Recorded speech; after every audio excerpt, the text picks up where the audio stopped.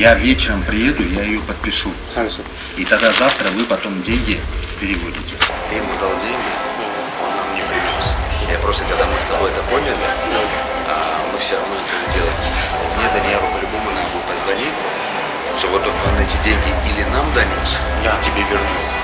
ты ему сейчас переведи, когда помнишь, мы встречались, договаривались в тайге, то есть там было озвучено о 10 тысячах долларов.